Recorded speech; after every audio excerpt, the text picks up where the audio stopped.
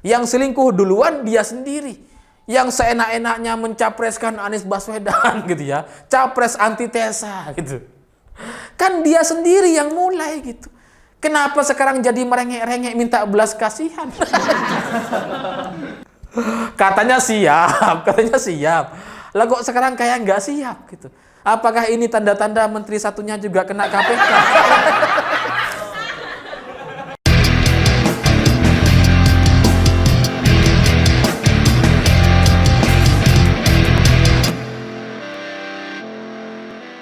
Selamat malam para mantan, selamat malam untuk semua mantan-mantan kalian yang terang-terangan selingkuh tapi pada akhirnya berharap belas kasihan.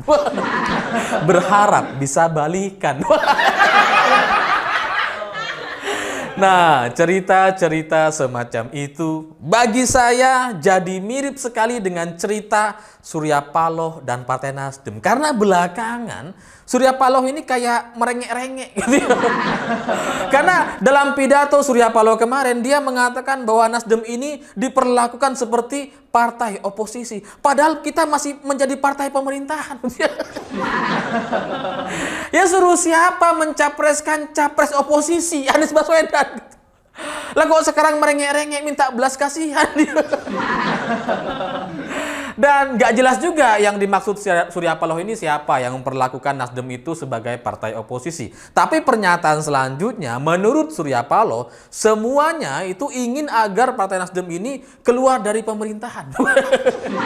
Itu maksudnya semua orang gitu ya, mulai dari partai, presiden, wakil presiden, menteri-menteri di kabinet kerja, semuanya ingin agar Partai Nasdem keluar dari pemerintahan Pak Jokowi. Lah kalau sudah kayak gini, ngapain masih bertahan? Di mana harga dirinya? Ya karena kalau saya aja gitu ya, saya pribadi, kalau ada satu orang aja nggak suka dengan saya gitu ya, cerewet tiap hari minta saya keluar, saya pasti keluar gitu. Karena ini soal harga diri gitu. Kalau saya masih bertahan gitu ya, terus kemudian tiap hari disuruh-suruh keluar, ngapain? Itu jadi kayak nggak ada harga dirinya. Nah ini Surya Paloh dan Nasdem lebih buruk dari itu. Karena semuanya katanya ingin agar Partai Nasdem keluar. Tapi dia nggak keluar-keluar. Ini di mana harga dirinya gitu. Ya mungkin karena memang pelakunya adalah Partai Nasdem itu sendiri. Karena ini ibarat orang selingkuh gitu ya. Yang selingkuh itu Nasdem gitu. Dan dia yang nggak mau cerai atau nggak mau keluar dari rumah, tetap mau balik ke rumah itu. Dia pelakunya, dia yang tetap ingin bertahan. Nah, apa coba ini? Di mana harga dirinya? Ya karena kalau saya ngelihat dari kabinet Pak Jokowi sampai hari ini gitu ya, sebenarnya menteri-menteri dari Partai Nasdem itu kan masih ada gitu. Memang satu sudah ditahan sama Kejaksaan Agung gitu ya. Yang satu masih on the way KPK, sudah diperiksa sama KPK. Tapi kan masih menteri gitu. Sekarang tuh masih ada 2 menteri gitu. Jadi perlakuan macam apa yang membuat Surya Paloh dan Nasdem ini merasa sangat-sangat sangat-sangat prihatin. Perlakuan macam apa gitu yang membuat Surya Paloh ini resah dan gelisah gitu. Ya karena kalau saya pribadi gitu ya, ngelihat tingkah laku Partai Nasdem dan Surya Paloh yang mencapreskan Anies Baswedan capres oposisi, bagi saya itu harusnya Nasdem memang semuanya sudah dipecat semua tuh menteri-menterinya gitu. Ya karena udah nggak ada gunanya, ngapain gitu. Ngapain mempertahankan orang yang selingkuh. Seorang lelaki harus tahu kapan dia harus mundur atau dia harus cabut dari situasi semacam ini gitu. Kalau saya diperlakukan nggak gitu, saya tendang semua menteri-menteri Nasdem ini gitu. Jadi Pak Jokowi sampai hari ini sebenarnya sama sekali tidak memperlakukan Partai Nasdem sebagai partai oposisi. Karena buktinya 2 menteri Nasdem itu masih ada di kabinet kerja hari ini. Bahwa yang satu sedang on the way KPK yaitu proses hukum gitu. Yang namanya proses hukum ya harus dihormati. Sama seperti Joni Plate gitu. Ini kan Joni Plate ini terkena reshuffle bukan karena Pak Jokowi. Kena reshuffle sama dirinya sendiri gitu. Sama Kejaksaan Agung, sama kasus BTS. Makanya dia kemudian gak jadi menteri. Jadi ini sama sekali bukan perlakuan yang membuat Partai Nasdem merasa dia sudah terzolimi atau diperlakukan seperti oposisi. Enggak gitu. Ini proses hukum biasa aja gitu. Karena yang namanya kasus korupsi sebenarnya itu juga sudah melibatkan menteri-menteri yang lain dari partai-partai yang lain gitu. Seperti PDI Perjuangan ada Julari Batubara gitu ya. Dari Gerindra ada Edi Prabowo, dari Golkar ada Idrus Marham yang kena kasus korupsi juga gitu. Terus kemudian dari PKB ada Imam Nahrawi. Tapi semua partai ini sama sekali tidak pernah merasa bahwa mereka diperlakukan seperti oposisi. Gak ada tuh. Gak ada pernyataan kayak gitu. Jadi cuma Nasdem lah yang merasa gara-gara satu menterinya kena kasus korupsi, terus dia merasa seolah-olah terzolimi, dijadikan partai oposisi. Padahal sebenarnya ya biasa aja, yang namanya kasus hukum ya harus dijalani, harus dihadapi dong. Dan selanjutnya pernyataan Surya Paloh ini membuat saya jadi bingung dan sekaligus kesal gitu. Karena menurut Surya Paloh gitu ya, alasan Partai Nasdem tidak mau keluar atau belum keluar dari pemerintahan, dari kabinet Pak Jokowi, itu karena demi menjaga akal waras dan komitmen bersama. Lah gimana ceritanya gitu? Gimana ceritanya Nasdem bisa bertahan dengan alasan menjaga akal waras? Akal waras yang mana gitu?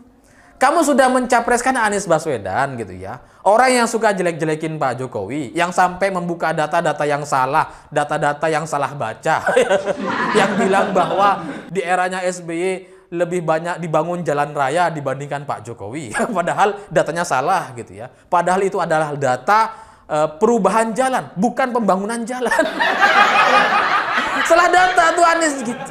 Nah, kalian punya capres yang nyerang-nyerang Pak Jokowi, tapi di sisi lain kalian merasa sebagai partai pendukung Pak Jokowi. Mana yang benar ini? Terus kalian merasa paling waras sendiri dengan situasi semacam ini. Lawang capresnya nyerang-nyerang Pak Jokowi, kalian diem aja kok gitu ya. Gimana caranya kemudian kalian berpikir bahwa kalian adalah pendukung Pak Jokowi? Gak waras ini.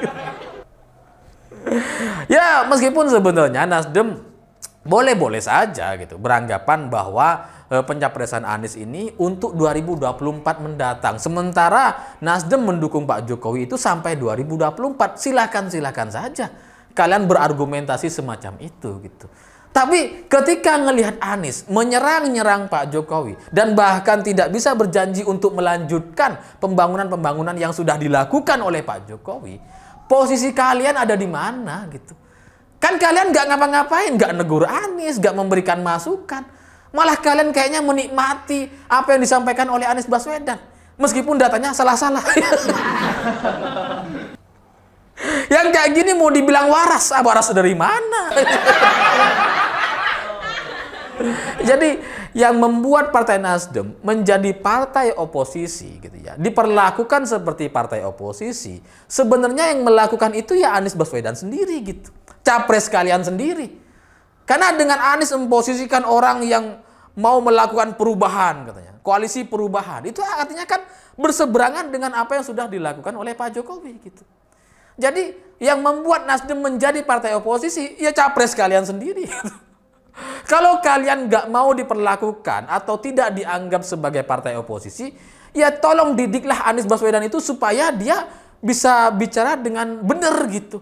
Minimal data-datanya benar gitu. Kalau cuma tujuannya untuk nyerang-nyerang Pak Jokowi gitu ya. Ya kan oposisi artinya.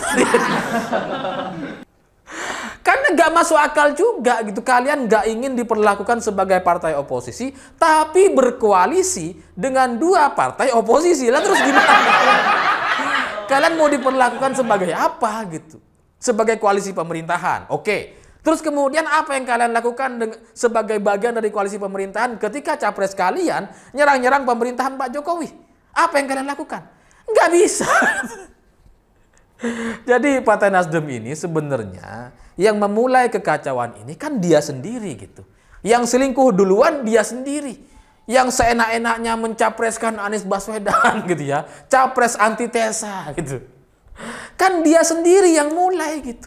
Kenapa sekarang jadi merengek-rengek minta belas kasihan? Katanya siap. Lah kok sekarang kayak nggak siap gitu. Apakah ini tanda-tanda menteri satunya juga kena KPK? Apalagi selanjutnya Pak Surya Paloh mengatakan bahwa bukan berarti Nasdem tidak mampu melawan. Diperlakukan sebagai partai oposisi ini kami diam, bukan berarti kita nggak bisa ngelawan. Semut diinjak juga pasti melawan. Ya terus Nasdem mau lawan siapa gitu? Kan nggak ada. Yang salah kepada Nasdem siapa gitu? Nasdem masih ada menterinya di kabinet kerja gitu ya. Sama Pak Jokowi belum dikeluarkan gitu. Lah terus kalian mau ngelawan siapa? Mau ngelawan Kejaksaan Agung? Ya lawan aja.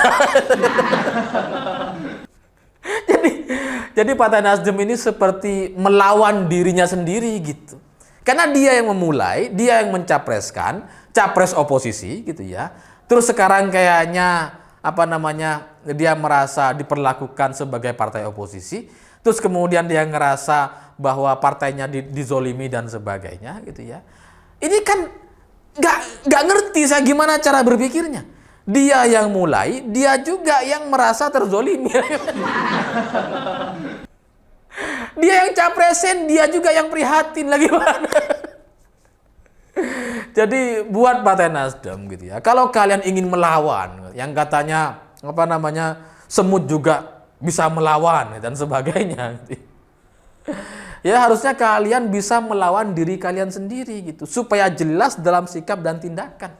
Apakah kalian masih berada dalam koalisi pemerintahan atau keluar gitu.